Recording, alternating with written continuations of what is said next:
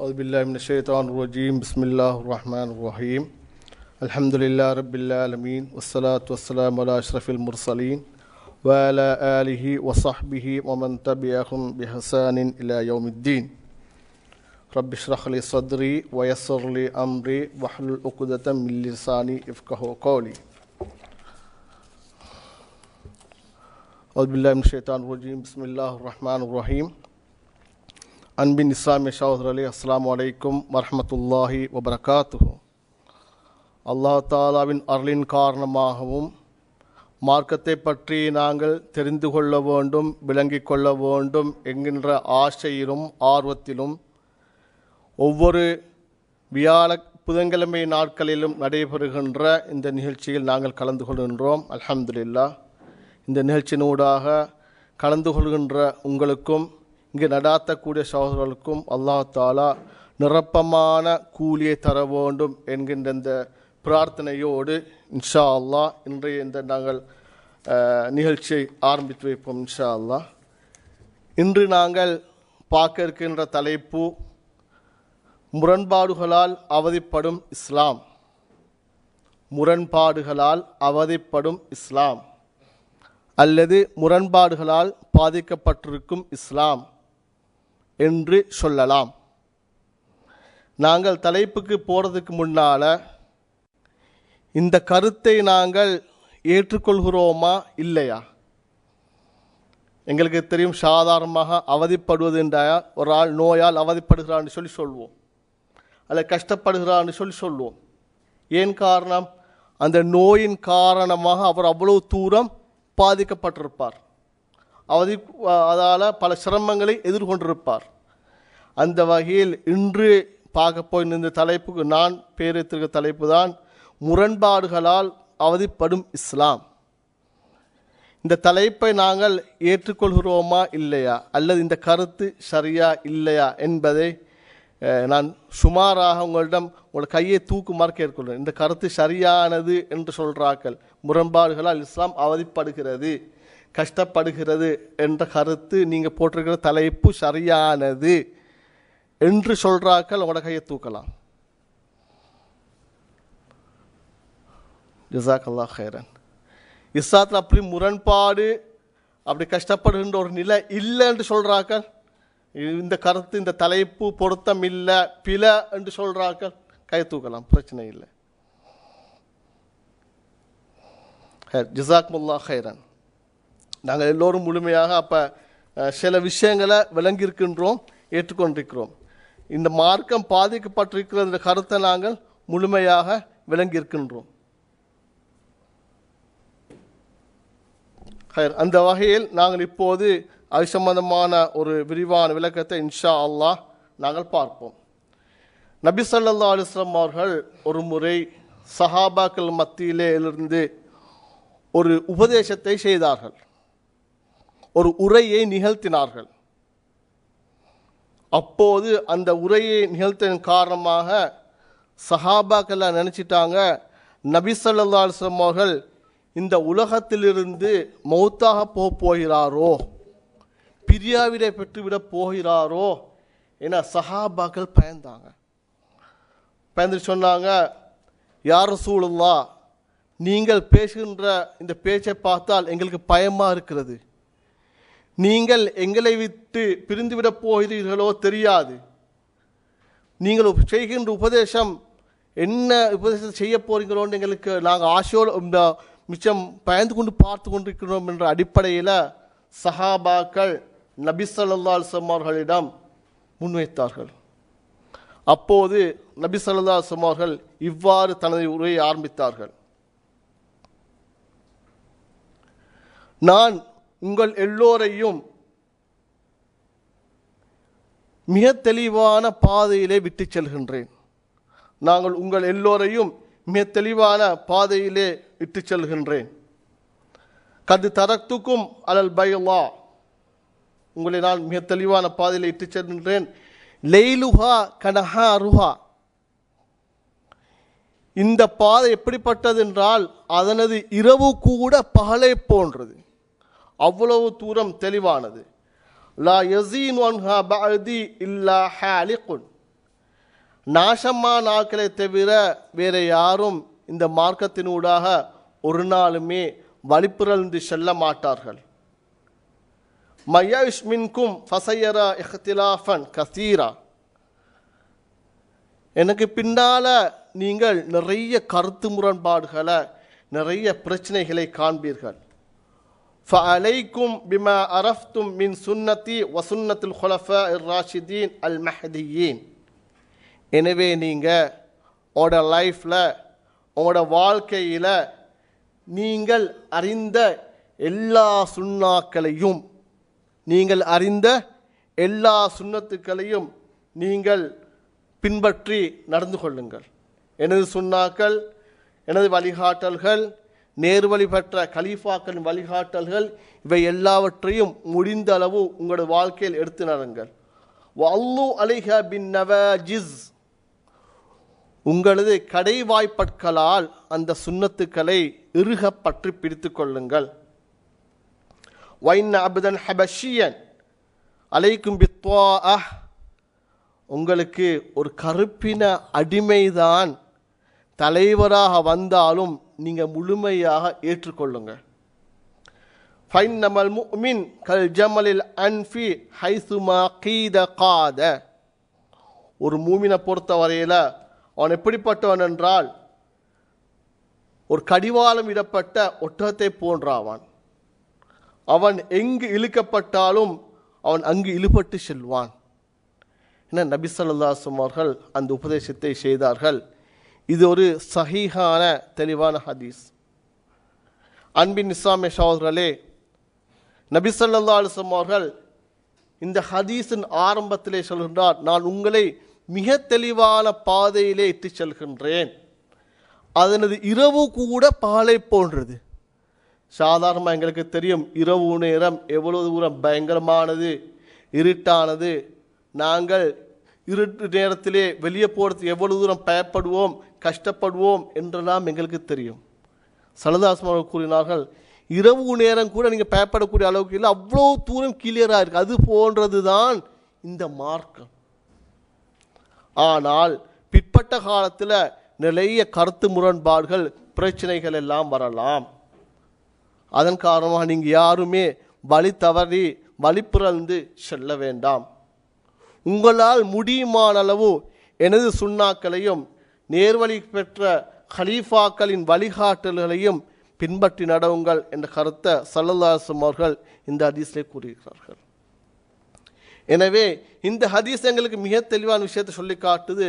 நாங்கள் ஏற்றிருக்கக்கூடிய இந்த மார்க்கம், இந்த கொள்கை, அதில் எந்த விதமான பிரச்சனையுமே இல்லை. லெய்லுஹா கனஹாரியா, அதன் இரவு கூட பாலே போன்றது. அதன் பாதை மிக தெளிவானது என நபி ஸல்லல்லாஹு அலைஹி வஸல்லம் அவர்கள் இந்த இடத்துல எங்களுக்கு கூறியிருக்கிறார்கள். ஆனால் நாங்கள் தலைப்பில் சொல்லியிருக்கின்றோம், முரண்பாடுகளால் அவதிப்படும் இஸ்லாம். ஸல்லல்லாஹு அலைஹி வஸல்லம் அவர்கள் கூறியிருக்கிறார்கள் இந்த பாதை தெளிவானது. ஆனால் நாங்கள் சொல்கின்றோம் இந்த பாதையில் முரண்பாடுகள் இருக்கிறது என்று நாங்கள் புரிந்திருக்கின்றோம், சமூகத்திலே காண்கின்றோம். அப்படி என்றால் இந்த ஹதீஸ் சரியா அல்லது எங்களது விளக்கம் பிழையா?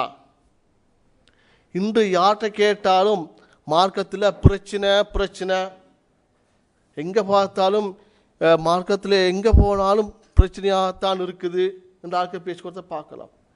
சில சந்தர்ப்பங்களில் பள்ளிக்கு தொழுவதற்கு போகாமல் இருந்து விடுவோமா என்று யோசிக்கிற ஆட்களும் மீக்கிறாங்க.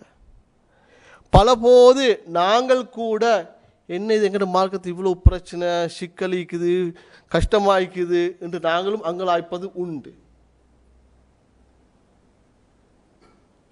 அல்லது ஏன் இவ்வளோ காலம் கஷ்டமாக இருக்குது, நாங்கள் எல்லாவற்றை விட்டும் ஒதுங்கி நடுநிலைமையாக வாழ்ந்துட்டு சொல்லுவோம், எங்களுக்கு அவங்களும் வாழாம் இவங்களும் வாழாம், அதுவும் வேணாம் இதுவும் வேணாம் என்று நாங்கள் எல்லாருமே சிந்திப்பதும் உண்டு. இது உண்மையிலேயே எங்களோட மார்க்கத்தை பொறுத்தவரையில் ஒரு கசப்பான உண்மைதான். மிக பெரும்பாலும் இந்த மார்க்கம் சிக்கலானது. இஸ்லாம்லே பிரச்சனை, முழு உலகத்திலேயுமே பிரச்சனை, எங்களோட நாட்டில் பிரச்சனை, எங்களோட வீட்டில் பிரச்சனை, எங்களோட ஊரில் பிரச்சனை என்று பரஸ்பரம் ஆட்கள் கதைக்கக்கூடிய அளவு, பேசக்கூடிய அளவு, ஆட்கள் சொல்கின்ற அந்த கருத்தை ஏற்றுக்கொள்ளக்கூடிய அளவுக்கு மனிதன் நிலைமைகள் மாறி இருக்கிறது. ஆனால் நபி ஸல்லல்லாஹு அலைஹி வஸல்லம் அவர்கள் கூறியிருக்கிறார்கள், இந்த பாதை தெளிவானது, உங்களை மிக தெளிவான பாதையிலே இட்டு செல்கின்றேன். அப்போ அது சரியா, இது சரியா? திரும்ப ஸல்லல்லாஹு அலைஹி வஸல்லம் அவர்கள் அவ்வாறு சொல்லிக்கிற நேரம் அல் குர்ஆனில் அல்லாஹ் தஆலா பல இடங்களில் தனது மார்க்கத்தை பற்றி, அதன் போக்கை பற்றி, அதன் இலக்கை பற்றி அல்லாஹ் தஆலா மிக தெளிவாக சொல்லியிருக்கிறான். உதாரணமாக, இன்ன ஹாதல் குர்ஆன் யஹ்தி லில்லதி ஹிய அக்வம், இந்த குர்ஆன் சீரானவர்களுக்கு நேர்வழி காட்டக்கூடியது. இந்த குர்ஆன் எல்லோருக்குமே நேர்வழியை காட்டக்கூடியது. வைபஷ்ஷிரல் முஃமினீன அல்லதீன யஅமலூன ஸாலிஹாத், நல்லமல்கள் செய்கின்ற மூமீன்களுக்கு சுப சோபனம் உண்டாகட்டும். இந்த குர்ஆன் நேரான சீரானவர்களுக்கு நேர்வழி காட்டக்கூடியது அல்லாஹ் தஆலா சொல்றான். திரும்ப அல்லாஹ் தஆலா சூரத்து நிசா 82வது வசனத்தில் இவ்வாறு கூறுகின்றான், வலவ் கான மின் இந்த கைரில்லாஹி கைரல்லாஹி லவஜது ஃபீஹி இக்திலாஃபன் கஸீரா, இந்த குர்ஆன் அல்லாஹ் அல்லாத வேறு யார்ட்டும் இறக்கப்பட்டிருந்தால் நிறைய பிரச்சனைகளை கண்டிப்பீங்க, நிறைய கருத்து முரண்பாடுகள் கண்டிப்பீங்க. எனவே நீங்கள் ஒன்றுமே பயப்பட வானம். இந்த குர்ஆன் என்னட்டின் தான் இறங்கிக்குது, நான் தான் இந்த குர்ஆன் உங்களுக்கு வழிகாட்டியாக இறக்கிக்கிறேன். எனவே இந்த குர்ஆனை பின்பற்றுங்க. இது அல்லாஹ் அல்லாத வேறு ஒருவரிடமிருந்து இறக்கப்பட்டிருந்தால் அதில் நிறைய முரண்பாடுகள் இருக்கும். இது எந்த முரண்பாடுகளும் இல்லை என்று அல்லாஹ் தஆலா மிக தெளிவாக சூரத்து நிசா 82வது வசனத்திலே கூறுகின்றான். அதே போல சூரத்து ஜுமர் 28வது வசனத்தில் அல்லாஹ் தஆலா கூறுகின்றான், குர்ஆனன் அரபியன் கைர ஸீ இவஜ், எந்த விதமான கோணல் மாணல்களும் இல்லாத மிக தெளிவான போக்கை கொண்ட அரபு மொழியில் இறக்கப்பட்ட குர்ஆன்.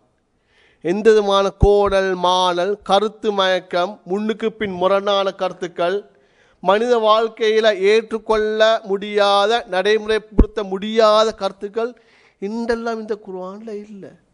மிக தெளிவாக நேரடியாக கோணல் மாணல் இல்லாத வகையில் வழிகாட்டக்கூடிய இந்த குர்ஆன் என்று அல்லாஹ் தஆலா திரும்ப கூறுகின்றான். திரும்ப எங்கள் எல்லோருக்கும் பரிச்சயமான சூரத்துல் யாசின் அல்லாஹ் தஆலா கூறுகின்றான், இன்னக லமினல் முர்சலீன், நீங்களும் முன்னால் வந்த நிறைய நபிமார்களிலிருந்து ஒரு ஆள் தான். அலா சிராத்தி முஸ்தகீம், நீங்கள் நேரான பாதையில் இருக்கிறீங்க, நீங்கள் நேரான சரியான பாதையில் இருக்கிறீங்கன்னு சூரத்துல் யாசின் அல்லாஹ் தஆலா கூறுகின்றான். போதாதற்கு அல்லாஹ் தஆலா சூரத்துல் பக்ராவில் 185வது வசனத்தில் இவ்வாறு கூறுகின்றான், யுரீதுல்லாஹு பிக்குமுல் யுஸ்ர வலா யுரீது பிக்குமுல் அஸ்ர், அல்லாஹ் தஆலா ஒரு நாளுமே உங்களுக்கு கஷ்டத்தை ஆக்கணும்னு விரும்பவே இல்லை. உங்களுக்கு அல்லாஹ் தஆலா லேசையே ஆக்கணும்னு விரும்புகிறான். அல்லாஹ் தஆலா ஒரு நாள் உங்களை கஷ்டப்படுத்தணும்னு விரும்பவே இல்லை. உங்களுக்கு எல்லாம் லேசாக அமையணும் என்று தான் அல்லாஹ் தஆலா விரும்புகின்றான். இப்படி ஒன்றுக்கு மேற்பட்ட நிறைய குர்ஆன் வசனங்களில் இந்த பாதை தெளிவானது, இந்த மார்க்கம் உண்மையானது, இந்த மார்க்கம் சத்தியமானது, இது அவங்களோட லைஃப்பில் எடுத்து நடவுங்க, உங்களோட வாழ்க்கையில் நடக்கிற எல்லா பிரச்சனைகளுக்கும் இந்த குர்ஆனில் தீர்வு இருக்குது, இந்த நபியோட வழிகாட்டலில் தீர்வு இருக்குது என்ற கருத்தை மிக ஆழமாக மிக விரிவாக குர்ஆன் சொல்கின்ற அதே நேரம் ஸல்லல்லாஹு அலைஹி வஸல்லம் அவர்களோட வாழ்க்கையும் எங்களுக்கு சொல்லி காட்டி கொண்டிருக்குது. ஆனால் நடைமுறை உலகத்தில் எங்களோட மார்க்கத்தை பார்க்குற நேரம் ஏன் தான் இஸ்லாம் மார்க்கத்தில் ஈக்குவோமான்னு யோசிக்கக்கூடிய அளவுக்கு சமூகத்தில் பிரச்சனை இருக்குதா இல்லையா? நாங்கள் அதை ஏற்றுக்கோறோமா இல்லையா? ஹைர். கடைசியாக இன்னொரு ஹதீஸ் நபி ஸல்லல்லாஹு அலைஹி வஸல்லம் அவர்கள் கூறினார்கள், இன்ன தீன யுஸ்ர், மார்க்கம் எப்போதுமே இலகுவானது, லேசானது, கஷ்டமானதே அல்ல. வயுஷாத் அஹதுத்தீன் இல்லா கலபஹு. யார் இந்த மார்க்கத்தை கடுமையை எடுத்துக்கொள்கிறாரோ அவருக்கு மார்க்கம் கஷ்டமாகவே போயிடும். இந்த மார்க்கம் வெரி சிம்பிள், வெரி ஈஸி, லைஃப்பில் இம்ப்ளிமெண்ட் பண்ணுறதுக்கு நடைமுறைப்படுத்த மிச்சம் லேசி. இதை யார் கஷ்டமாக்கி கொள்கிறாரோ அவருக்கு மார்க்கம் கஷ்டமாகியே மாறிவிடும், கஷ்டமாகியே போகிவிடும் என்று ஸல்லல்லாஹு அலைஹி வஸல்லம் அவர்கள் இன்னொரு ஹதீஸில் கூறினார்கள். இந்த ஹதீஸை இமாம் புகாரி ரஹ்மத்துல்லாஹி அவர்கள் பதிவு செய்திருக்கின்றார்கள். அன்பின் இஸ்லாமிய சகோதரர்களே, எனவே இவ்வளவு தூரம் தெளிவாக இருந்தாலும் அப்போ என்ன பிரச்சனை? குர்ஆன் சொல்லுது வாழ்க்கை லேசி, மார்க்கம் லேசி, அந்த கொள்கை லேசின்னு சொல்லுது. ஹதீஸும் அதே போல் மிக விரிவாக பேசுது. அப்போ ஏன் எங்களுக்கு மார்க்கம் கஷ்டமாக இருக்கிறது? அல்லது சமூகத்தில் ஏன் அதை கஷ்டப்படுத்தி கொண்டிருக்கிறாங்க? அல்லது ஏன் பிரச்சனைகள் மலிந்த நிறைந்த சிக்கல்கள் எல்லாம் நிறைந்த ஒரு மார்க்கமாக பார்க்கப்படுகிறது? அப்போ எங்களுக்கு லேசா விளங்கி கொள்ளையிலும் எங்களில் ஒரு பிரச்சனை இருக்குது. மார்க்கத்தில் பிரச்சனை இல்லை, எங்களில் பிரச்சனை இருக்குது. அது எப்படிப்பட்ட பிரச்சனை? பிரச்சனையா இந்த கட்டாயமாகவே பிரச்சனைப்பட வேண்டிய விஷயமா இல்லையா என்றதை நாங்கள் பின்னால் பார்ப்போம். உண்மையிலேயே வீட்டுக்கு வீடு, ஊருக்கு ஊர் மார்க்கத்தில் பல முரண்பாடுகள் சிக்கல்கள் இருந்தாலும் யாருமே அல்லாஹ் தஆலா ஒருவன் என்ற விஷயத்தை கருத்து முரண்பாடு மாட்டிக்கிறாங்களா? இல்லை, எல்லாரும் ஒற்றுமை. இந்த குர்ஆன் உண்மையானது சத்தியமானது என்ற விஷயத்தில் யாரும் கருத்து முரண்பாடு மாட்டிக்கிறாங்களா? இல்லை, எல்லாரும் குர்ஆனை ஏற்றுக்கொள்கின்றோம், ஹதீஸை ஏற்றுக்கொள்கின்றோம், ஸல்லல்லாஹு அலைஹி வஸல்லம் அவங்க இறுதி நபின்னு ஏற்றுக்கொள்கிறோம்.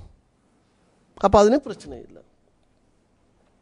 ஒரு நாளைக்கு 5 நேரம் தொழ வேண்டும் என்ற விஷயத்தை யாரும் கருத்து முரண்பாடு பண்ணுறாங்களா? இல்லை, எல்லாருமே சொல்கிறாங்க 5 நேரம் தொழணும், தொழுகிற சரி, யாரும் அதில் குறைய தொழணும் இல்லை சொல்ல இல்லை. அப்படி தான் அவங்க முஸ்லீம் இல்லை தானே? ஹயர். அப்போ அதே போல் நோன்பு பிடிக்கிறதுல யாரும் கருத்து முரண்பாடா? ரமலான் மாதம் வருது, கட்டாயம் நோன்பு பிடிக்க வேணும், 30 நோன்பு பிடிக்க வேணும், அப்போ பெருநாள் கொண்டாட வேணும், எல்லாமும் அக்ரி ஆகிட்டோமா இல்லையா?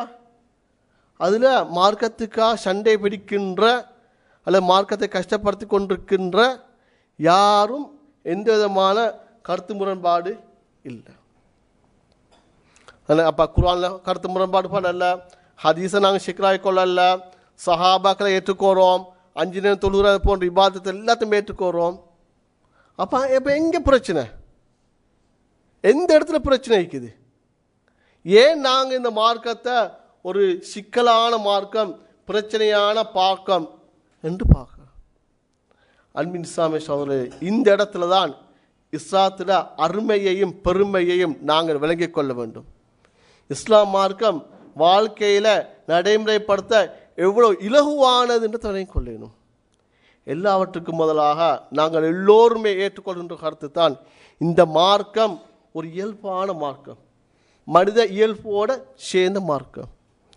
அல்லாஹ் தஆலா உலகத்தில் இருக்கக்கூடிய எல்லா மனிதர்களையும் ஒரே அறிவுத்தரத்தில் படைக்கவில்லை, ஒரே மனோநிலையில் படைக்க இல்லை, ஒரே சிந்தனா சக்தியை கொண்டு எல்லா மனிதனையும் அல்லாஹ் தஆலா படைக்கவில்லை. ஆளுக்கு ஆள் வித்தியாசப்படுகிறது. மனிதர் நிறைய வித்தியாசமான ஆட்கள் இருக்கிறாங்க. ஒருவர் வியாபாரம் செய்கிற அதே நேரம் இன்னொருவர் பிச்சைக்காரராக இருப்பார். ஒருவர் ஜிசி ஓலெவல் பரீட்சை முடித்து அவரோட லைஃப்பை எஜுகேஷனை முடிக்கிற அதே நேரம் இன்னொரு ஆள் பிஹெச்டி முடிப்பார். ஒவ்வொருவரும் வித்தியாசமான வியாபாரங்கள், வித்தியாசமான அமைப்புகள், வித்தியாசமான அறிவு தரங்களை கொண்டோர்களாக இருக்கிறத நாங்கள் முழுமையாக ஏற்றுக்கிறோம். அல்லாஹ் தஆலா மனிதனை அப்படித்தான் படைச்சிக்கிறான். உலகத்தில் எல்லாரும் ஒரே மாதிரி சிந்திக்கோணும்டா இந்த உலகம் இயங்குமா? இயங்காது. அப்படி இந்த உலகத்தில் எல்லாம் ஒரே தொழில் தான் செய்யணும், ஒரே சாப்பாடு தான் சாப்பிடணும். லைஃப்பில் எல்லாமே ஒரு இயக்கம் இல்லாமல் அப்படி ஒரு மிஷின் மாதிரி போய்கொண்டே இருக்கும். அல்லாஹ் தஆலா ஒரு நாளுமே அப்படி செய்யலை. மாற்றமாக மனிதனுக்கு நிறைய வித்தியாசமான அறிவாற்றலை கொடுத்திருக்கின்றான், வித்தியாசமான வசதி வாய்ப்புகளை கொடுத்திருக்கின்றான். எனவே அதன் காரணமாக நிறைய விஷயங்களில் மனிதன் அறிவுத்தரம் வேறுபடுகிறது, மனோநிலை வேறுபடுகிறது என்று நாங்கள் ஏற்றுக்கொண்டிருக்கின்றோம். ரெண்டாவதாக அல் குர்ஆனையும் அல் ஹதீஸையும் எடுத்து பார்க்குற நேரம் அதிலேயே நிறைய வித்தியாசமான கருத்துக்கள் எடுக்கக்கூடிய அளவுக்கு அல்லாஹ் தாலா அல் குர்ஆனையும் ஹதீஸையும் மாற்றி வச்சுக்கிறத நாங்கள் அழகான முறையில் பார்த்து கொள்ள இயலும். எனவே அடிப்படையில் குர்ஆனும் ஹதீஸும் கூட நிறைய விஷயங்களில் வித்தியாசமான கருத்துக்கள் எடுக்கக்கூடிய அளவுக்கு அல்லாஹ் தாலா அமைச்சு வச்சுக்கிறான். அது ஏன்னு நாங்கள் பார்ப்போம். அன்பின் இஸ்லாமிய சகோதரர்களே, இன்னும் அந்த வகையில் முதலாவதாக நாங்கள் விளங்கி கொள்ள வேணும், மார்க்கத்தில் அடிப்படை விஷயங்களை நாங்கள் யாரும் ஒரு நாளும் முரண்பாடு இல்லை. உதாரணமாக நான் ஏற்கனவே சொன்ன மாதிரி உங்களுக்கு சில உதாரணம் சொல்லி காட்டினால், தொழுகையில் நாங்கள் யாருமே எந்த விதமான கருத்து முரண்பாடும் பட இல்லை. ஆனால் தொழுகையில் இருக்கக்கூடிய சில விஷயங்கள் வித்தியாசமான கருத்துகள் இருக்குது.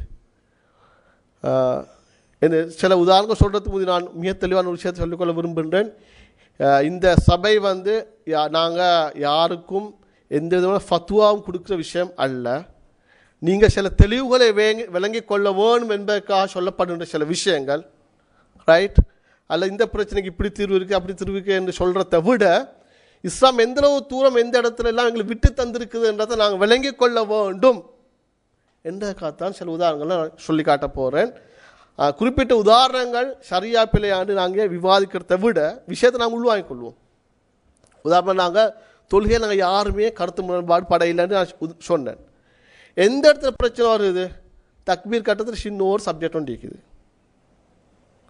அதே போல் அத்தஹியாத்தில் வரல் ஆற்ற சம்மந்தமாக ஒரு சின்ன ஒரு விஷயம் ஒன்று இருக்குது. அதே போல் தொழுகைக்கு பின்னால் துவா ஓதுறதா இல்லையான்றது ஒரு விஷயம் ஒன்று இருக்குது. இப்படி சில குறிப்பிட்ட விஷயங்கள் இருக்குது. நோம்புன்னு எடுத்துக்கொண்டால் நோம்பு எல்லாருமே 29 30 முடிக்க வேணுன்றதுல எந்த கருத்து முரண்பாடும் இல்லை. ஆனால் நோம்புக்கு பிறப்பாக்குற விஷயத்தில் அந்த இடத்துல சின்ன பாயிண்ட் ஒன்று இருக்குது. அதே போல் இரவு நேரம் தராவி தொழுகிறத்தில் சின்ன ஒரு சப்ஜெக்ட் ஒன்று இருக்குது. நோம்புட ஃபர்லில் சுன்னத்தில் யாருமே கை வைக்க இல்லை. அவ்வாறே ஜகாத் எடுத்துக்கொண்டால் ஜகாத்தில் சில இடங்களில் கருத்து முரண்பாடு அளிக்குது. ஜகாத் கொடுக்க வேணும், எல்லாரும் ஏற்றுக்கொள்கிறாங்க. 8 கூட்டத்தில் கொடுக்கணும், எல்லாம் ஏற்றுக்கொள்கிறாங்க. 2.5 வீதம் கொடுக்க வேணும், எல்லாரும் ஏற்றுக்கொள்கிறாங்க. இப்படி இருக்கு. எனவே இப்படி சில இடங்களில் தான் கருத்து முரண்பாடு இருக்குது. அதுக்கு காரணம் என்ன? அல்லாஹ் தாலா குர்ஆனில் எங்களுக்கு அப்படித்தான் விஷயத்தை இறக்கிக்கிறான். உதாரணமாக சொல்கிறோன்னா அல்லாஹ் தாலா சூரத்துல் மாயிதால் வரக்கூடிய 5ஆம் வசனம், யா அய்யுஹல்லதீன ஆமனு, ஈமான் கொண்ட விசுவாசிகளே, இதா கும்தும் இலஸ்ஸலாத்தி, நீங்கள் தொழுகைக்காக ரெடி ஆகிட்டா தயாராகிட்டால் ஃபகஸ்லு வுஜூஹக்கும், முகத்தை கழுவுங்க, வஐதியக்கும் இலல் மராஃபிக்கு, உங்களோட கையை கழுவுங்க, உதுவடுங்க, வம்சஹு பிருஊசிக்கும், உங்களோட தலையை மசூ செய்யுங்க. இந்த குர்ஆன் வசனம் வந்திக்கு வம்சஹு பி ருஊசிக்கும், உங்களோட தலையை மசூ செய்யுங்க. அல்லாஹ் தாலா சொல்ல தலை முடிய மசூ செய்யுங்க. அப்படி வந்துச்சா? தலை முடிய மசூ செய்யுங்கன்னு வந்துச்சா? இல்லை, தலைன்னு வந்துச்சு. அதுக்கு முன்னால் அரபில் ஒரு வேர்டு போட்டு பி, அந்த பிக்கு சிலாக்க சொன்னாங்க சில, உன் தலையில் ஒரு கொஞ்சத்தை மசூ செஞ்சால் போதும். அந்த பின்ற அந்த அரபு வேர்டுக்கு மீனிங். சிலாக்க சொன்னாங்க இல்லை, முழுமையாக செய்யணும்னு சொல்லி. அப்போ இதுக்கு காரணம் என்ன? அல்லாஹ் தாலா குர்ஆனில் அப்படி லேசாக முறை சட்டத்தை தந்திக்கிறான். நீங்கள் தலையை மசூ செய்யுங்க. அப்போ சிலாக்க சொன்னாங்க முழு தலையையும் மசூ பண்ணணும். சிலாக்க சொன்னாங்க இந்த அரபில் பி என்ற வேர்ட் வந்திருப்பதன் காரணமாக கொஞ்சம் மசூ செஞ்சாலும் போதும், சில முடிகள் நனைஞ்சாலும் போதும். இன்னும் சிலாக்க சொன்னாங்க உங்களுக்கு ஏழுமான ஒரு கை படக்கூடிய அளவுக்கு மசூ செய்யுங்க. அப்போ இந்த பிரச்சனைக்கு இந்த முடிவுகளுக்கு வரது யார் காரணம்? குர்ஆன். அப்போ குர்ஆன் பொருத்தமில்லைன்னு சொல்ல வரல, அவ்வளோ தூரம் லேசாக உங்கள் வசதி மாதிரி செய்யுங்க என்றதுக்கும் மனிதன் இயல்பு மனோநிலை அதெல்லாம் வச்சு அந்த இடத்துல அல்லாஹாலா அந்த விஷயத்தை சொல்லிக்கிறான். என்ன ஒரு மனிதன் அதை எப்படி மசூதி செய்யணுன்றதுல இப்போ யாருமே அடிச்சுக்கொள்ள தேவையில்லை. இதுக்கு எப்படி செஞ்சாலும் மிக பெரும்பாலும் ஏற்றுக்கொள்ளக்கூடியதே. ஸல்லல்லாஹு அலைஹி வஸல்லம் அவங்க இது சம்மந்தமாக நிறைய விளக்கங்கள் கொடுத்துறாங்க. ஸல்லல்லாஹு அலைஹி வஸல்லம் அவங்களும் வித்தியாசமான முறையில எல்லாம் தலை மசூதி செஞ்சுக்கிறாங்க. உதாரணமாக ரைட், இப்போ நான் சொல்ல வரல நீங்கள் இப்படித்தான் மசூதி செய்யுங்கன்னு அதை சொல்ல வரல. எப்படி அந்த சட்ட வசனம் இருக்குது, எந்த இடத்துல அந்த கருத்து முரண்பாடு வித்தியாசமான கருத்துக்கள் வருகுதுன்னு சொல்கிறேன். திரும்ப அப்படியே வந்துட்டு அதே குர்ஆன் தொடர்ந்து அல்லாஹ் தஆலா சொல்வான், தயம்மத்தை பற்றி சொல்லிட்டு வார நேரம், ஃபலம் தஜிது மாஅன் ஃபதயம்மமு ஸஈதன் தய்யிபா, நீங்கள் உங்களுக்கு ஒதுவடிக்க இல்லாத நீலை, தயமம் செய்ய வேண்டிய நீலை வந்தால் தயமம் செய்யுங்க. அதுக்கு அல்லாஹ் தஆலா அரபுல பாவச்சிருக்கின்ற வேட் ஸஈத். ஸஈதுனா மீனிங் பூமியில் மேற்பரப்பு, பூமியில் மேல் பகுதி. அரபுல மண்ணுக்குண்டு துராபுன்னு பாய்ப்பாங்க, மணல் குபார் இந்த ரம் பாய்ப்பாங்க, தூசிக்கு குபார் பாய்ப்பாங்க. தூசிக்கு தனியாக ஒரு சொல் இருக்குது, மண்ணுக்கு இன்னும் தனியாக ஒரு சொல் ஒன்று இருக்குது, மணலுக்கு தனியான சொற்கள் இருக்குது. அப்படி இருந்தும் கூட அல்லாஹ் தஆலா பூமியில் மேற்பரப்பு, பூமியில் நீங்கள் தயமம் செய்யுங்கன்னு குர்ஆன்களில் சொல்லிக்குது. அப்போ சில இஸ்லாமிய அறிஞர்கள் சொன்னாங்க, ரைட் பூமியில் மேற்பரப்பு தானே, ஏன்னா எங்கே தயமம் செஞ்சாலும் இஷ்யூ ஒன்று இல்லை. சிலாக்க சொன்னாங்க அது கல்லாய்க்கலாம் மண்ணாய்க்கலாம், எந்த இடத்துல ஏழுமோ அந்த இடத்துல தயமம் செய்ய, பூமியில் மேற்பரப்புன்னு அந்த இடத்துல சொல்லிக்கிறாங்க. இன்னும் சில அறிஞர்கள் சொன்னாங்க இல்லை, பூமியில் மண் இருக்கிற இடத்துல தயமம் செய்யுங்கோ. இன்னும் சிலாக்க சொன்னாங்க, நான் சுருக்கமான கருத்துக்களாக சொல்லிட்டு போகிறேன். இன்னும் சிலாக்க சொன்னாங்க எந்த இடத்துல கொஞ்சம் தூசியல் இருக்குதோ, துப்புரவான இடம்னு நாங்கள் ஃபீல் பண்ணுறோமோ அந்த இடத்துல நாங்கள் தயமம் செய்கிறது பொருத்தம். இப்படி 3-4 அதுக்கு மேற்பட்ட கருத்துக்களை இந்த குர்ஆன் வசனத்தை வச்சு வித்தியாசமான அறிஞர்கள் அவங்களோட அறிவுத்தரம், அவங்களுக்கு கிடைச்ச ஹதீஸ், அல்லாஹ் தஆலா அவங்களுக்கு கொடுத்துற ஆற்றல், அவைகளை மையமாக வச்சு தீர்ப்புகளை எழுதினாங்க.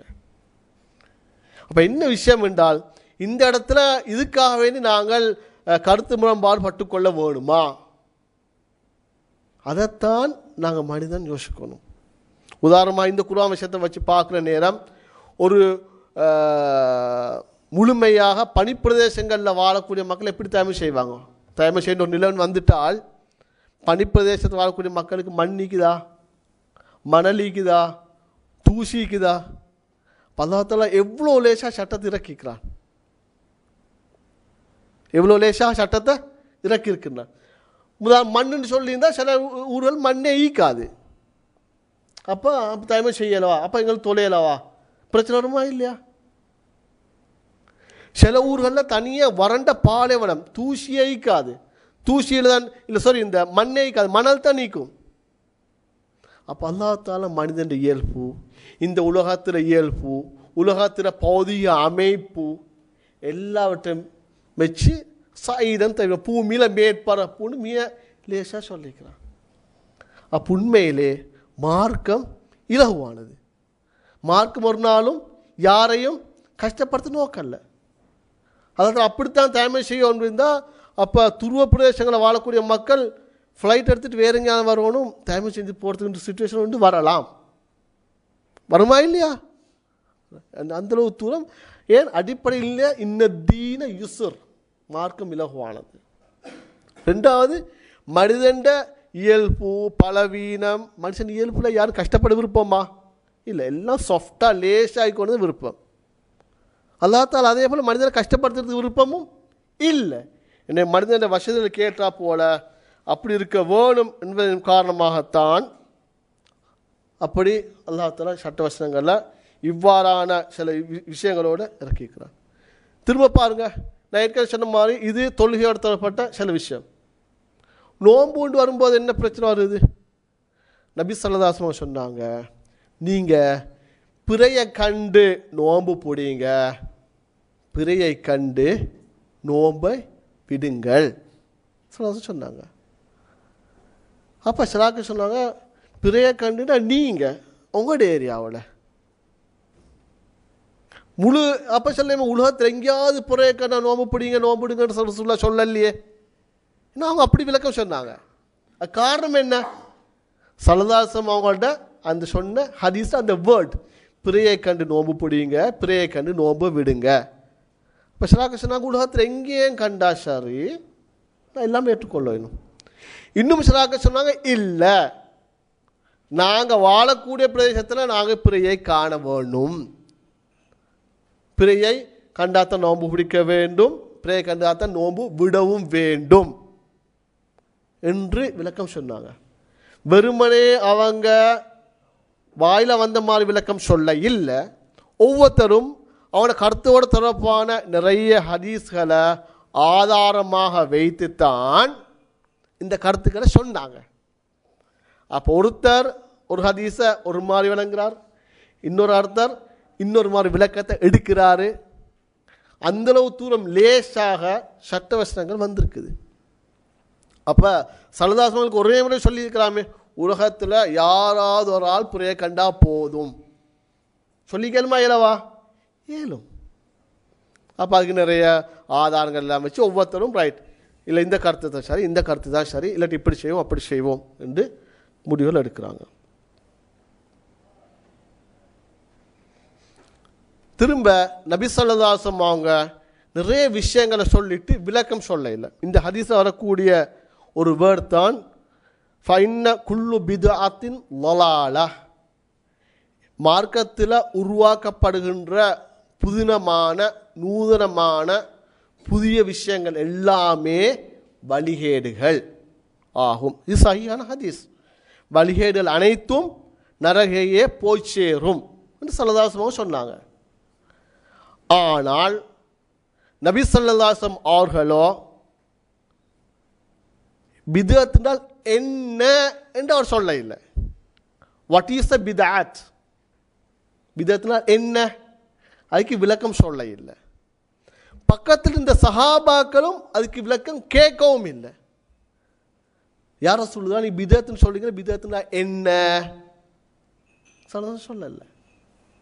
சலதாசங்களும் விளக்கம் சொல்ல இல்லை, சஹாபாக்களும் கேட்க இல்லை. அப்போ பின்னால் வந்த இஸ்லாமிய அறிஞர்கள் யோசிச்சாங்க, அப்போ பித்அத் என்றால் என்ன? அப்போ வித்தியாசமான நிறைய விளக்கங்களை இஸ்லாமிய அறிஞர்கள் முன் வச்சாங்க. குர்ஆனை படித்து நிறைய விஷயங்கள் பார்த்து, சல்லல்லாஹு வாழ்க்கையில் நிறைய விஷயங்களை பார்த்து, அவங்களுக்கு அல்லாஹ் தஆலா கொடுத்துருக்கிற அறிவாற்றல், அவங்க கிடைச்ச தகவல்கள் எல்லாவற்றையும் வச்சு ஒவ்வொரு அறிஞரும் ஒவ்வொரு விதமான முடிவுகளை சொன்னாங்க. பித்அத்னால் இதுதான், பித்அத்னால் இதுதான், பித்அத்னால் இப்படித்தான் நிற்க வேணும் என்று ஒவ்வொருத்தரும் அவங்களோட அறிவு மிச்சம் கவனமான முறையில் அந்த கருத்துக்கள் முன் வச்சாங்க. இன்றைக்கு நாங்கள் நீங்கள் ரோட்டில் கதைக்கிற மாதிரி இல்லை, மிச்சம் பசந்தாக ஆழமாக ஆராய்ஞ்சு அல்லாஹ் தாலாட்ட அழுது தொழுது தஹஜ்ஜுத் துவா கேட்டு தான் ஒவ்வொருத்தரும் ஒவ்வொரு முடிவுகள் எழுதுவாங்க. இஸ்லாமிய அறிஞர்கள் அப்படித்தான் மிகவும் தூய்மையான முறையில் பயந்தான் எல்லா தீர்ப்பையும் எழுதியிருக்கிறாங்க. அப்படிப்பட்ட அந்த அறிஞர்கள் அப்போ சல்லல்லாஹு பித்அத்னு சொன்னது எது எழுதினாங்க. சல்லல்லாஹு அவங்களோட வாழ்க்கையிலையும் சஹாபாக்களோட வாழ்க்கையை நான் பார்க்குற நேரம் நபி ஸல்லல்லாஹு அவங்க எந்த விஷயத்தை சொன்னாலும் டக்குன்னு 5 சஹாபாக்கள் விளக்கம் கேட்பாங்க. ஒரு முறை சல்லல்லாஹு அவங்க பெருமையை பற்றி சொல்லி கொண்டிருக்கிற நேரம் டக்குன்னு சஹாபாக்கள் யார் சொல்ல, பெருமை என்றால் என்ன, பெருமை என்றால் என்ன? சல்லல்லாஹு பெருமை என்றால் என்னன்னு தெரியுமா? பத்ருல் ஹக் வகிம்துன் நாஸ், சத்தியத்தை மறுக்கிறதும் மக்களை ஒஜ்ஜாய் கணக்கில்லாமல் நடக்கிறதும் பெருமைக்கு விளக்கம் சொன்னாங்க. அதே போல் நபி ஸல்லல்லாஹு அலைஹி வஸல்லம் அவங்க சொன்னாங்க, இந்த இரும்பு கரை பிடிக்கிற மாதிரி உங்களோட உள்ளங்கள் எல்லாம் கரை பிடிக்கும். சஹாபா கேட்குற, யார் சொல்லுவா உள்ளம் கரை பிடிக்குமா, துரு பிடிக்குமா? அப்போ என்ன, அது எப்படி நீக்கலும், என்ன செய்யலும்? சல்லல்லாஹு சொன்னாங்க, ஜிக்ருல் மௌத் வ திலாவத்துல் குர்ஆன், அதிகம் அதிகம் குர்ஆனை ஓதுங்க, மௌத்தை நினைங்க, அந்த கரையில் நான் இல்லா போவோம். இப்படி நிறைய பொறாமை என்றால் என்ன, கோல் என்றால் என்ன, ஒரு ஆளை பார்த்து கெட்ட என்ன நினைக்கிறா என்ன, சல்லல்லாஹு சொல்லும்போது சாபாக்கு விளக்க கேட்டாங்க, யார் சொல்லி இப்படின்னா என்ன. ஆனால் இப்படி நிறைய விளக்கங்களை கேட்ட சஹாபாக்கள் பிதஅத் என்று வரும்போது பிதஅத்னா என்னன்னு கேட்க இல்லை, சல்லல்லாஹு சொல்ல இல்லை. எனவேதான் இந்த உலகத்தில் சலாக்கள பாவையில் சில பிதஅத் நல்லன்றாங்க, வித்தியாசமான கருத்துக்கள் எல்லாம் வருகிறது. காரணம் என்ன?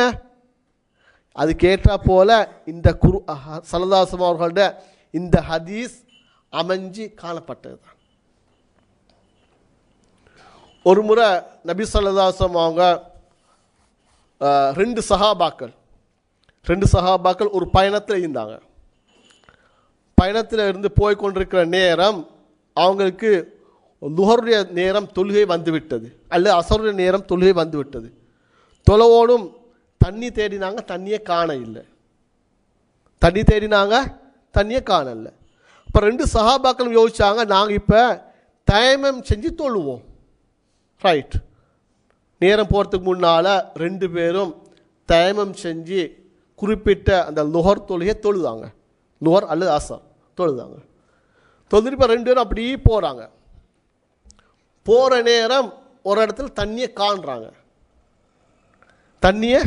காண்றாங்க. தொழுகையிட நேரமும் இன்னும் முடிய இல்லை. அப்போ ரெண்டு சஹாபாக்கள் ஒரு ஆள் என்ன செஞ்சார் என்றால், டக்குன்னு ஒது எடுத்துட்டு திரும்பவும் தொழுதார். ஏற்கனவே தயமம் செஞ்சு தொழுகை நிறைவேற்றி விட்டார். இப்போ தண்ணியை கண்டதுக்கு பின்னால் திரும்பவும் தயமத்தை இந்த ஒது எடுத்து தொழுகிறாங்க. மற்ற சஹாபி தொலை இல்லை. ரெண்டு பேரும் கடைசியாக அவளை பயணத்தை முடிச்சுட்டு நபி ஸல்லல்லாஹு அலைஹி வராங்க. வந்து விஷயத்தை சொல்கிறாங்க, யார் ரசூலுல்லாஹ், நாங்கள் இப்படி பயணம் போனோம், தண்ணியை காண இல்லை, தயமம் செய்து தொழில் நிறைவேற்றினோம். பிறகு நாங்கள் தண்ணியை கண்டதுக்கு பின்னால் வக்தும் முடிய இல்லை, எனவே நான் இந்த திரும்பவும் தொழுதேன், இவர் தொலை இல்லை. ஸல்லல்லாஹு அலைஹி சொன்னாங்க, தொழாத ஆளை பார்த்து சொன்னார், நீர் சுன்னாவின் படியை நடந்து கொண்டீர், உமது தொழுகை நிறைவேற்றிவிட்டது.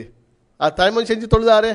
அவரை பார்த்து சொன்னார், நீங்கள் சுன்னாவின் படி தான் நடந்து கொண்டீங்க, நீங்கள் கடமையை செஞ்சிட்டீங்க.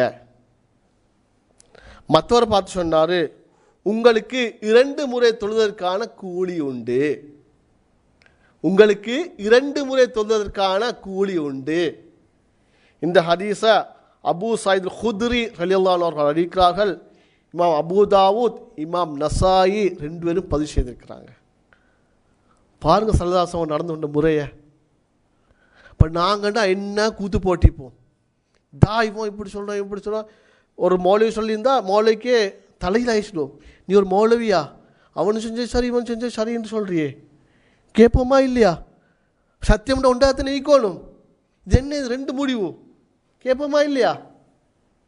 ஸல்லல்லாஹு என்ன சொன்னாங்க, நீங்களும் சரி. ஏன் ஸல்லல்லாஹு ஒரு தீர்ப்பு கொடுக்கலாம் போச்சா? அப்போ எவ்வளோ தூரம் சிம்பிளாக நடந்துட்டீங்க. நீங்கள் செஞ்சீங்களா சரி, நீங்கள் 2 முறை தொழுதீங்களா, 2 முறை தொழுது கூலி. இன்னும் கருத்து வேறுபாடுகள், கருத்து முரண்பாடுகள், வித்தியாசமான கருத்துகள் ஈக்கிறது நாங்கள் அடிச்சுக்கிட்டு கொண்டுக்கிட்டு சாகிறதுக்கு அல்ல. லைஃப்பில் சிம்பிளாக இஸ்லாத்தை நடைமுறைப்படுத்த வேணும் என்ற காத்தான் அல்லாஹ் தஆலா ஸல்லல்லாஹு அலைஹி இவ்வளோ மனுஷன் சாஃப்டாக தந்திக்கிறான். திரும்ப ஒரு முறை நபி ஸல்லல்லாஹு அலைஹி அவர்கள் ஒரு யுத்தத்துக்கு போயிட்டு வர நேரம், நிறைய பேரை கேள்விப்பட்ட பிரபலமான சம்பவம், பனு குறைலாக்களோட யுத்தத்துக்கு போயிட்டு வர நேரம் ஸல்லல்லாஹு அலைஹி சொன்னாங்க, ரைட், இப்போ யுத்தத்துக்கு போயிட்டு வாரீங்க, இப்போ நீங்கள் பயணம் போங்க, இப்போ அசர் தொழுகைக்கு நேரம் வரும், நீங்கள் சஹாபாக்களை பார்த்து சொல்கிறாங்க, பனு குறைலாக்கள் தங்கிக்கிற இடத்துக்கு போய்த்து நீங்கள் அசரை தொழுங்க சொல்கிறார். அப்போ சஹாபாக்கள் எல்லாம் போகிறாங்க. பேத்துக்குன்னே இடையில அசர் ஆகிட்டு இப்போ சஹாபாக்கள் மத்தியில் சிக்கல். அப்போ என்ன செய்கிறது? ரசூல் இப்போ அசருக்கு டைமும் ஆகிட்டு சலதாசமாக சொன்னாங்க, குறிப்பிட்ட பனு குறைலாக்கள் இடத்துக்கு போய்த்தான் அசத்துலே நிறைவேற்ற சொல்லிக்கிறாங்க. என்ன செய்கிறது? ஒரு குரூப் என்ன செஞ்சிட்டாங்கன்னா, ரசூலுல்லாஹ் அப்படி சொன்னது காரணம் அங்கே போகும் வரைக்கும் அசர் டைம் வராதுன்னு நினச்சி தான் சொல்லிக்கிறாரு. இப்போ அசர் வந்துட்டு நாங்கள் தொழுவோம். ஒரு குரூப் தொழுதாங்க. இன்னொரு குரூப் தொலை இல்லை, சலதாசமாக சொன்ன மாதிரி பனு குறைலாக்கள இடத்துக்கு போயிட்டு அந்த இடத்துல அசர் தொழுதாங்க. சலதாசமாக சொன்னாங்க, 2 பேரும் செஞ்சது சரி, 2 பேரும் செய்தது சரி. அங்கே சில நான் தலைவர், நான் தூதர், நான் சொன்னவா நீங்கள் ஏன் செய்யல என்று சலதாசம் கண்டுபிடிக்கவோ இவங்களை ஏசவோ கடிந்து கொள்ளவோ இல்லை. நீங்கள் 2 பேரும் செஞ்சே சரி. இவங்க யோசிச்சாங்க இப்படி, அவங்க யோசிச்சாங்க அப்படி. இவங்க யோசிச்சாங்க எப்படி?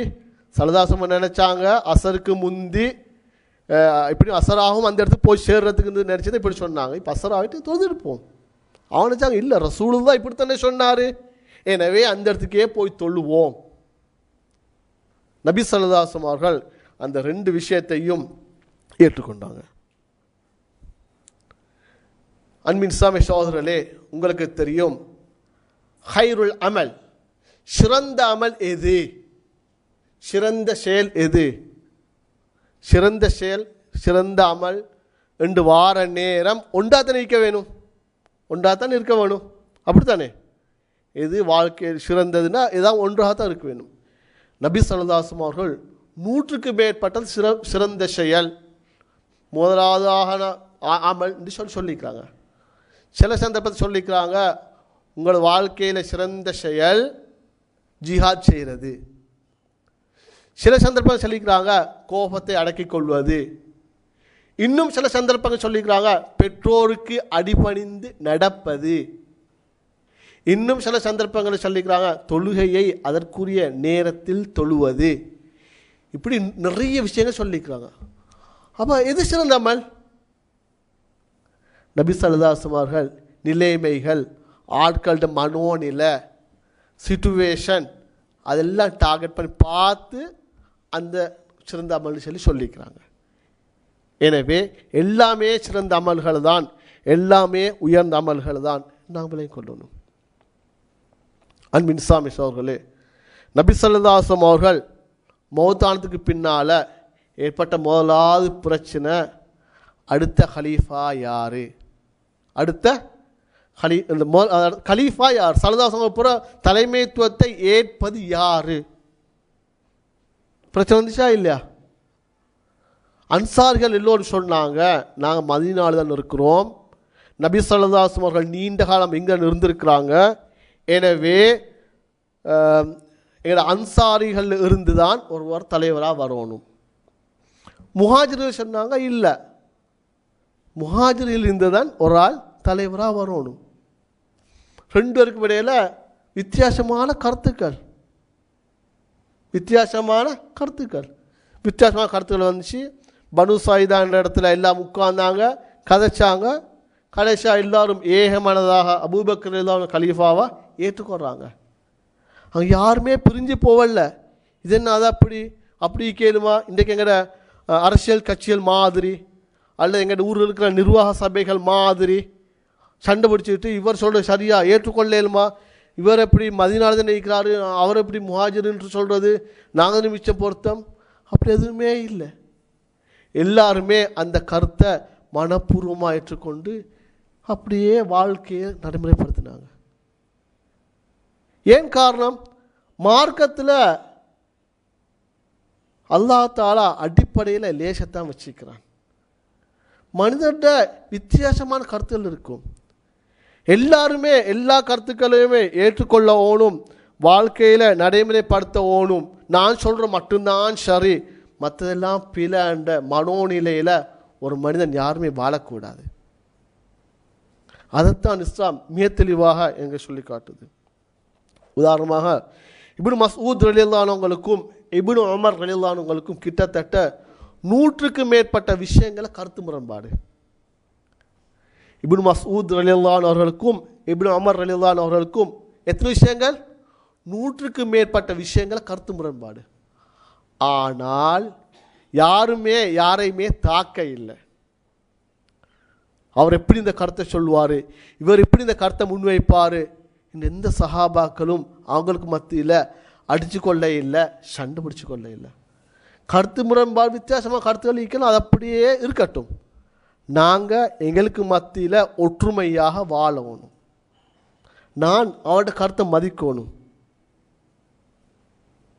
நீங்கள் ஏன் கருத்தை மதிக்கணும் என்ற மனோநிலையோடு தான் சஹாபாக்களோட வாழ்க்கை எப்போதுமே அமைஞ்சு காணப்பட்டுச்சு. எனவே நபி ஸல்லல்லாஹு அலைஹி வஸல்லம் அவர்களோட வாழ்க்கையை நாங்கள் எடுத்துக்கொண்ட பொழுதிலும் கூட, அல்லது சஹாபாக்களோட வாழ்க்கையை எடுத்துக்கொண்ட பொழுதிலும் கூட, இந்த நிதர்சனமான உண்மைகளை, இந்த கருத்து முரண்பாடு தொடர்பான விஷயங்களை காணலும். அது மட்டுமல்ல, நிறைய நபிமார்களோட வரலாறு, முன்னே காலத்து நபிமாரோட வரலாற்றை படித்து பார்க்குற நேரம் அவங்களுக்கு மத்தியிலே நிறைய விஷயங்கள் கருத்து முரண்பாடு இருந்துச்சு. எங்கள் எல்லாருக்குமே தெரிஞ்ச விஷயந்தான் நபி மூசா அலைஹிஸ்ஸலாம் அவர்கள். பனு இஸ்ரவேலருக்கு நபியா அனுப்பப்பட்ட மூசா அலைஹிஸ்ஸலாம் அவர்கள் ஒரு முறை அவரது தம்பிய ஹாரூன் அலைஹிஸ்ஸலாம் அவரை மக்கள்கிட்ட வச்சுட்டு அல்லாஹ் தஆலாவிடம் வஹி எடுத்துட்டு வர போகிறார். இந்த சந்தர்ப்பத்தில் அவர்களுக்கு மத்தியில் இருந்த அசாமிரியு என்கின்ற ஒரு யூதன் மக்களை வழிகெடுக்கிறான். வழிகெடுத்து ஒரு தங்கத்தினால் செய்யப்பட்ட ஒரு மாட்டை வழங்குமாறு அந்த மக்களை பணிக்கிறான். எனவே பனு இஸ்ரவேலர்கள ஒரு குழுவினர் மூசா அலைஹிஸ்ஸலாம் அவர்கள் அல்லாஹ் தாலாவை வணங்க சொன்ன அந்த விஷயத்தை விட்டுட்டு, அல்லாஹ் தாலாக்கு இபாதத் செய்ய வேணும்னு சொன்ன அந்த விஷயத்தை விட்டுட்டு இந்த மாட்டை வணங்கினாங்க. மூசா அலைஹிஸ்ஸலாம் அவர்கள் அல்லாஹ் தாலாவிடமிருந்து வஹி எடுத்துக்கொண்டு வராங்க. வந்து பார்த்தா சமூகம் 2 குரூப்பாக ஆயிக்குது. சமூகம் 2 குரூப்பாக ஆயிக்குது. மூசா அலைஹிஸ்ஸலாம் தன் தம்பியை பார்த்து கேட்குறார், எப்னாவும் சூரத்து தாஹாவில் 90, 91, 92, 93 வசனங்களில் இந்த சம்பவத்தை பார்க்கலும். இந்த சமூகம் இப்படி மாட்டை வணங்குது, அதற்கு என்ன செஞ்சிட்டு இந்த மூசா அலைஹிஸ்ஸலாம் அவர்கள் தன் தம்பியை பார்த்து கேட்குறார். அவர் என்ன சொல்கிறாரு, உண்மையிலே எனக்கு இதை தடுத்திருந்திருக்கலாம், ஆனால் பனு இஸ்ரவேலுக்கு மத்தியில் பிளவொன்று வந்துடுமோ, நான் இதை தடுக்க போய்த்து 2 குரூப்பாக மாறிடுமோ, நீங்கள் என்ன அப்படி பிறகு குற்றம் சாற்றுவீங்களோ தெரியாது என பயந்து தான் நான் இந்த வேலை செய்யாமல் விட்டுட்டேன். இல்லாட்டி எனக்கு அவளை தடுத்து நிறுத்திருந்திருக்கலாம், நீங்கள் பிறகு வந்து நீங்கள் எனக்கு இப்போ எல்லாம் ஏசுவீங்களோ தெரியாது தான் பயந்து தான் நான் இந்த வேலை செய்யலை என்று சொல்கிற அந்த சம்பவத்தை அல்லாஹ் தாலா சூரத்து தாஹாவில் 90, 91, 92 வசனங்கள் கூறி காட்டுகின்றான். அதுக்காக வேண்டி 2 பேரும் பிரிஞ்சு போகவே இல்லை. சரி, அந்த இடத்துல வந்துச்சு, இவர் இவ்வாறு செய்யாமல் இருந்தது காரணம் இதுதான், இந்த வேலையை தடுக்காமல் இருந்த காரணம் இதுதான் விளங்கப்படுத்துகிறாரு. மூசா அலைஹிஸ்ஸலாம் அவர்களும் அந்த கருத்தை முழுமையாக ஏற்றுக்கொள்றார். அதே போல் எங்களுக்கு தெரியும் சூரத்துல் கஹ்ஃபில் வரக்கூடிய மூசா அலைஹிஸ்ஸலாம் அவர்களும் ஹல்ர் நடக்கிற சம்பவம் உரையாடல் தெரியும். அதில் நிறைய விஷயங்களை கருத்து முரண்பாடு பண்ணுறாங்க. அந்த கருத்து முரண்பாட்டின் விளைவாக ஒருவருக்கொருவர் தங்களை தாக்கிக் கொள்ள இல்லை. இப்படி அல் குர்ஆனில் 1, 2 சம்பவங்கள் அல்ல, நிறைய நபிமார்களோட வாழ்க்கையில் கருத்து முரண்பாடுகளோடு தொடர்பட்ட சம்பவங்கள் அல்லாஹ் தாலா மிக தெளிவாக கூறி காட்டுகின்றார். ஏன் காரணம்?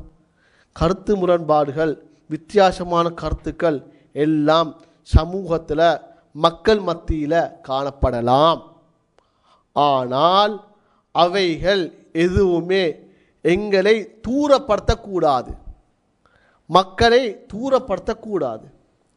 யாரும் தனது கருத்து தான் 100% சரியானது என்று ஒரு நாளுமே பிடிவாதம் பிடிக்கக்கூடாது. நாங்கள் எல்லோரும் தொழுகின்ற முக்கியமான ஒரு சுன்னத்துடைய தொழுகை தான் துஹா தொழுகை. துஹா மிக அதிகமான சிறப்புகள் இருக்கக்கூடிய ஒரு தொழுகை துஹா தொழுகை. ஏன்னா ஒவ்வொரு நாளும் சூரியன் உதித்து 20 நிமிட நேரத்திலிருந்து துஹர் வரைக்கும் தொழுவோம். நிறைய ஹதீஸ்கள் இருக்குது. ஆனால் ஆயிஷா ரலியல்லாஹு அவர்கள் கூறுவார்கள், நபி ஸல்லல்லாஹு அலைஹி வஸல்லம் அவர்கள் துஹா தொழ இல்லை என்று. ஏன்?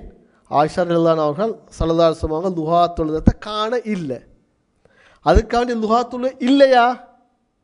அந்த ஹதீஸை வச்சு யாருமே சொல்லலுமா துஹா தொழுன்னு ஒன்று இல்லை ஆயிஷா ரலியல்லாஹு சொல்கிறாங்க? இல்லை. இன்னும் நிறைய சஹாபாக்கள் கண்டிக்கிறாங்க, ஸல்லல்லாஹு அலைஹி வஸல்லம் தொழுதிக்கிறாங்க, நிறைய சிறப்புகள் ஈக்குது. இப்படி என்ன சஹாபாக்கள் அதுக்காண்டி ஆயிஷா ரலியல்லாஹு அவர்கள் ஏனைய சஹாபாக்களை தரக்குறைவாக பேசவோ கண்டிக்கவோ இல்லை. எனவே இப்படி இன்னொரு சம்பவங்களை பார்க்குற நேரம் இவை எல்லாவற்றிலிருந்தும் எங்களுக்கு மிக தெளிவான விஷயத்தை விளங்கிக் கொள்ள இயலும். கருத்து வேறுபாடுகள் அடிப்படையான முக்கியமான விஷயங்கள்ல இல்லை. அதோட தொடர்பான ஒரு எந்த இபாதத்தினாலும் சரி, சமூக வாழ்க்கைனாலும் சரி, சில பாயிண்ட்களில் தான் கருத்து முரண்பாடுகள் இருக்குது. அதுக்காக வேண்டி நாங்கள் முழு இஸ்லாத்தையும் குறை சொல்வது பொருத்தமா? இல்லை. எங்களுக்கு தெரியும், நாங்கள் 4 வகையான இமாம்களை ஏற்றுக்கொண்டிருக்கின்றோம். இமாம் மாலிக், இமாம் ஷாஃபி, இமாம் ஹம்பலி போன்ற மதுஹபுகளை நாங்கள் ஏற்றுக்கொண்டிருக்கிறோம். பின்பற்றக்கூடிய ஆட்கள் இருக்கிறாங்க. எந்த ஒரு இமாமாவது எப்போதுமே சொல்ல இல்லை, நான் சொல்கிறதான் சரி, நீங்கள் என்ன மட்டும்தான் பின்பற்றுங்க, வேறு யாரையுமே பின்பற்ற வேண்டாம் என்று எந்த ஒரு இமாமுமே சொல்ல இல்லை. அதுக்கான காரணம் என்ன? அவன் சொன்னாங்க, எங்களுக்கு கிடைச்ச தீர்ப்புகளை வச்சு, எங்களுக்கு கிடைச்ச ஹதீஸில் வச்சு நாங்கள் தீர்ப்புகளை எழுதியிருக்கின்றோம். இது சரியாகவும் இருக்கலாம், பிழையாகவும் இருக்கலாம். ஒவ்வொரு இமாம்களை பொறுத்தவரையிலும் அவங்க நீண்ட தூரம், பல நாட்கள், பல மாதங்கள் ஒரு ஹதீஸுக்காகவே நடந்து செல்வார்கள். ஒரு ஆள்கிட்ட ஒரு ஹதீஸ் ஒன்று இருக்குன்னு கேள்விப்பட்டால் அந்த இமாம்கள் பல நாட்கள் நடந்து பயணம் செய்வார்கள். செஞ்சு குறிப்பிட்ட அந்த மனிதரை சந்தித்து, உங்களிடம் இப்படி ஹதீஸ் ஒன்று இருக்குதா கேள்விப்பட்டேன் என்றால் அதுக்கு பிறகுதான் அதை எடுத்துகிட்டு வருவாங்க. நீங்கள் இமாம்களோட வரலாற்று புத்தகங்களை வாசித்து பாருங்கள். அவங்க ஒவ்வொரு ஹதீஸ்களையும் தேடுறதுக்கு எவ்வளோ தூரம் சிரமப்பட்டுக்கிறாங்க, கஷ்டப்பட்டுக்கிறாங்கன்னு உங்களால் விளங்கிக் கொள்ள முடியுமா இருக்கும். ஒரு முறை இமாம் ஷாஃபி அவர்கள் ஒரு ஹதீஸை பெறுவதற்காக வேண்டி கிட்டத்தட்ட 2 மாதம் பயணம் செய்கின்றார். பயணம் செஞ்சு குறிப்பிட்ட அந்த மனிதரை அடைகின்றார். அடைஞ்ச நேரம் அவர் ஆட்டிலிருந்து பால் எடுக்கிறதுக்காக வேண்டி ஒரு இலைகொலைகளை காட்டி ஆட்டை கூப்பிடுறார். கூப்பிட்டு ஆட்டுக்கு இலைகொலைகளை கொடுக்க இல்லை, பாலை கறக்கிறார். இந்த காட்சியை கண்டுட்டு அவர்கிட்ட இந்த ஹதீஸ் எடுக்காமல் திரும்பி வாரார். இந்த மனிதர் ஆட்டையே ஏமாத்துறாரு, எங்களை ஏமாத்தாமல் இருக்கிறதுக்கு எங்களால் நம்ப இயலாது என்று சொல்லி மாசக்கணக்கில் நடந்து அவரை அடைந்தும் ஹதீஸை எடுக்காமல் திரும்பி வாராங்க.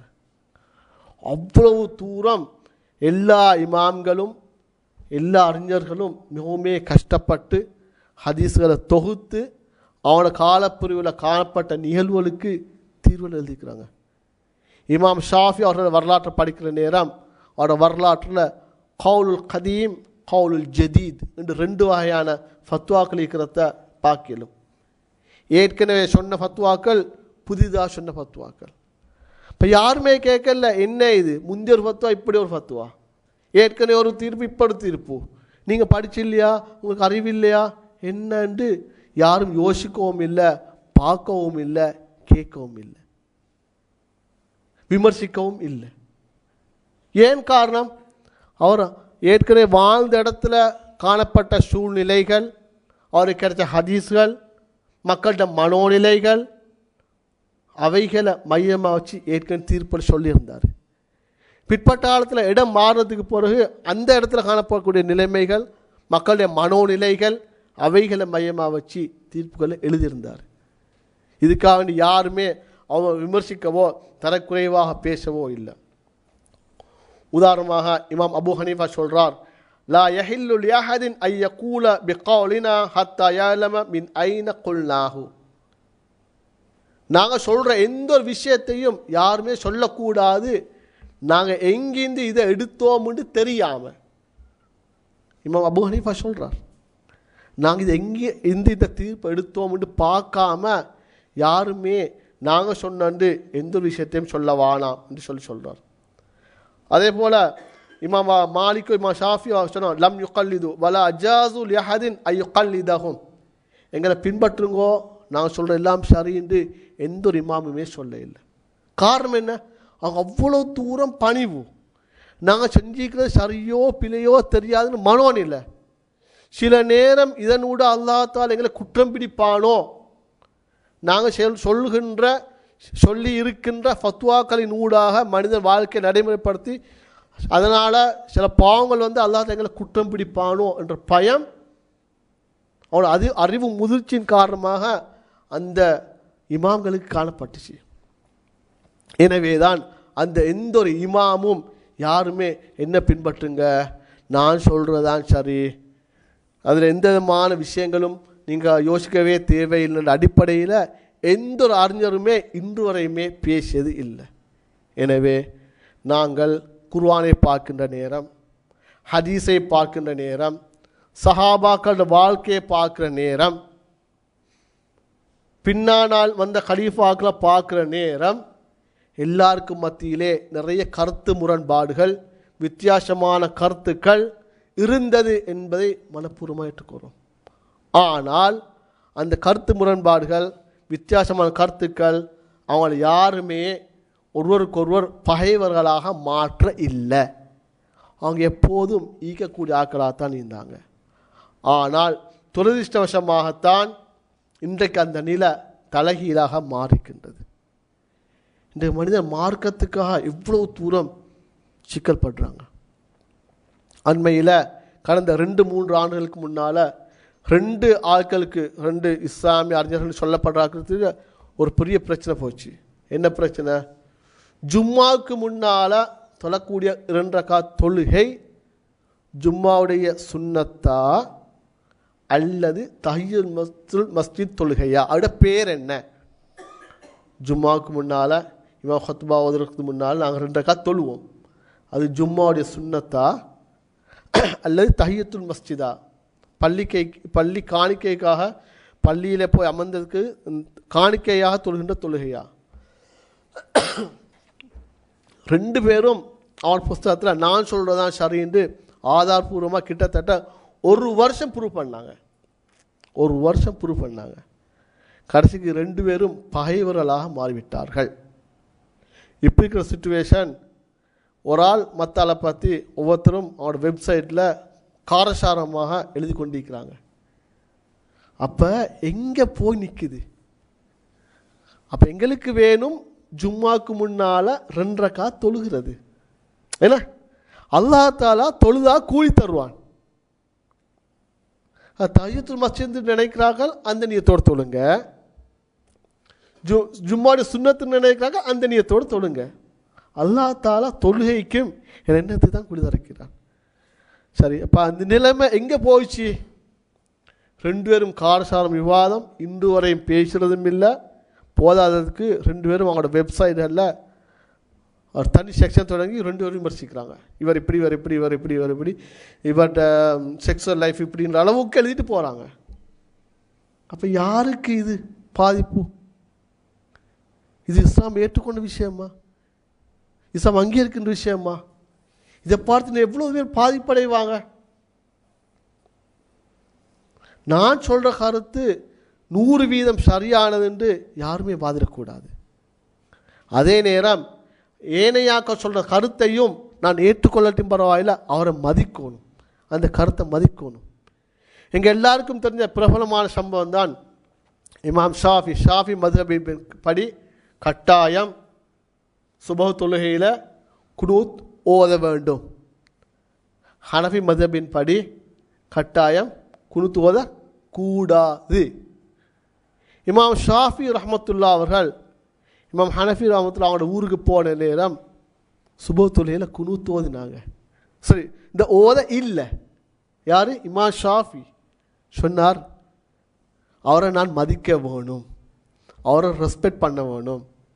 எனவே அவர் ஊருக்கு வந்திருக்கிறேன். எனக்கு கிடைச்ச ஹதீஸ் அவருக்கு கிடைக்காம இருந்திருக்கும், அவருக்கு கிடைச்ச எனக்கு கிடைக்காம இருந்திருக்கும். எனவே நான் குனூத் ஓதுங்கன்னு ஃபத்வா சொல்லிட்டு ஓதாமல் தொந்துட்டு வந்தார். பின்னால் இருந்த யாருமே அவரை கிண்டி கேள்வி கேட்கல. என்ன இது, நீங்கள் ஒரு இமாமா, நீங்கள் ஒரு அறிஞரா, உங்கள் காலத்தில் நீங்கள் உஜார் இல்லை, அவர் ஊரு போயிட்டு நீங்கள் இப்படிலாம் செஞ்சுட்டு வாரீங்களே, இது பிழையானது என்ற கருத்தில் யாருமே பேசவும் இல்லை, கதைக்கவும் இல்லை. எனவே அன்பின் இஸ்லாமிய சகோதரர்களே, கருத்து வித்தியாசங்கள், கருத்து முரண்பாடுகள், வித்தியாசமான கருத்துக்கள் இருப்பது நியாயமானது, அது கட்டாயம் தேவையானது. ஆனால் அது எங்களை ஒரு நாள் ஒரு அழிவுக்கு, நாசத்துக்கு, பரஸ்பர குரோதத்துக்கு, பகைமைக்கு இட்டு செல்லக்கூடாது. அதுதான் மிகவும் பாரதூரமானது, பயங்கரமானது, சமூகத்தையே அழித்து நாசமாக்கக்கூடியது. எனவே தான் இன்றைக்கு பார்ப்போம், இப்போ இஸ்லாமிய இயக்கங்கள் சொன்னால் எவ்வளவு பிரச்சனை இருக்குது. ஜமாத்து தப்லீக், ஜமாத்து தௌஹீத், சரி, வேறு வேறு தரிகா அமைப்புகள் எல்லாம் இருக்குது. ஒருத்தருக்கு ஒருத்தர் சில நேரம் பிரச்சனை. ஆனால் நியாயமாக யோசிக்கிற யாரும் எல்லாருமே சொர்க்கத்துக்கு போகிறதுக்கான ஏதோ ஒரு வழிகாட்டலை தான் சொல்லிட்டு இருக்கிறாங்க. நாங்கள் விளங்க வேணும், எங்களோட அறிவுக்கு பட வேணும், இதில் எது எங்களுக்கு மிச்சம், எனக்கு மிச்சம் பொருத்தமாக இருக்குது, அல்லது என் அறிவுக்கு எது மிச்சம் பொருத்தமாக நல்லோர் வழிமுறையாக படுகுது, அதை நாங்கள் பின்பற்றினா சரி. அதுக்காக வேண்டி அவர் எப்படி சொல்வார், அது பிழை இது பிழைன்ற மனோநிலையோடு நாங்கள் வாழ்கிறது எங்களையே அழிவுக்கு விட்டு செல்லக்கூடியதான்.